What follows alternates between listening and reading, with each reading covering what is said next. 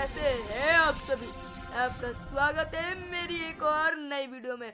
तो आज हम एक नई सीरीज शुरू कर रहे हैं जिसका नाम है from golden bird to an poor country. इसमें हम बात करेंगे कॉलोनाइजेशन ऑफ इंडिया से फ्रीडम ऑफ इंडिया। तो गाइस आज इसका पहला दिन है। तो आज हम बात करने वाले हैं colonisation of India by Mughal empire. तो गाइस एक जमाना हुआ करता था जब हमारा भारत सोने की चिड़िया कही जाती थी। तब हमारे भारत पे इतना पैसा था तब हमारे भारत पे इतना पैसा था, इतना सोना था कि हमारे देश में गरीबी नहीं थी। लेकिन कहते हैं ना कि चोरों की नजर तो चील से भी तेज होती है।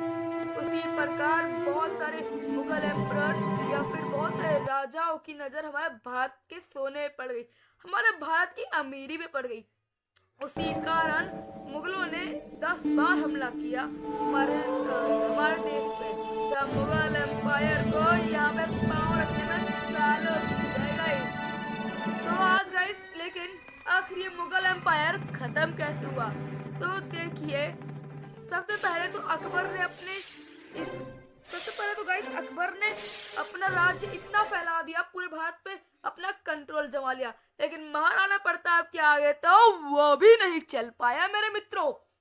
महाराणा प्रताप के बाद, हारने के बाद, अकबर के बाद आए बहुत से राजा,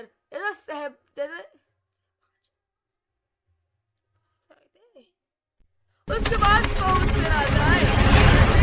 जहांगीर, अकबर का पुत्र। जहांगीर के बाद आए औरंगजेब। औरंगजेब ने अपने पिता जहांगीर तक को जेल के अंदर डाल लिया था। इतना क्रूर राक्षस था। गद्दी के कारण अपने दोनों भाइयों के सर कलम करा दिए थे। गाइस आप वो जानते ही होंगे, औरंगजेब को मराठों से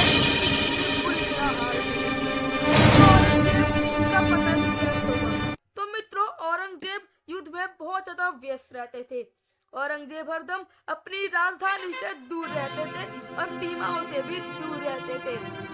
उसी बीच उनके जो अंदर के गद्दार थे वो जाग चुके। वो अपनी मनमानी चलाने लगे, जिस कारण औरंगजेब दूर रहते थे।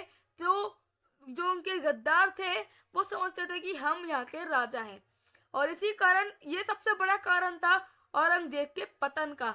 अब औरंगजेब लड़ाई में इतना व्यस्त हो गया कि उसका सारा खजाना ज्यादातर लड़ाई में ही चला जाता, उसका समय सब कुछ।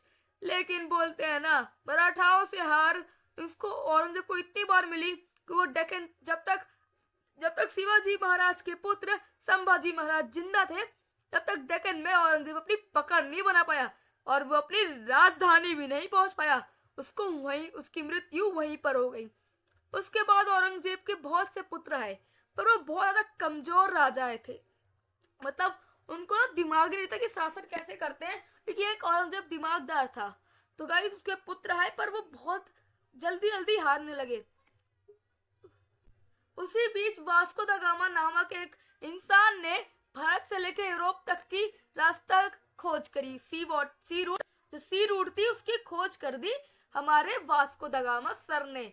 अब वहां से बहुत सारे फॉरेनर्स आए जो यहाँ पे मसालों के इरादे से आ रहे थे। लेकिन उनका इरादा तो व्यापार था, लेकिन यहाँ का सोना देख के उनका इरादा, उनका धर्म डोल गया और वो यहाँ की संस्कृति और यहाँ की राजनीति जान चुके थे। इसीलिए अब उन्होंने यहाँ पे राज करने का निर्णय लिया। उसमें पोर्टुगल और फ्रांस जैसे बहुत से देश शामिल थे।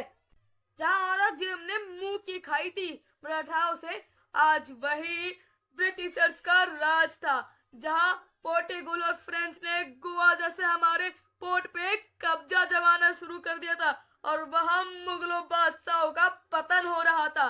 जहां मुगल बादशाह केवल नाम के बादशाह रह गए थे, जहां दिल्ली में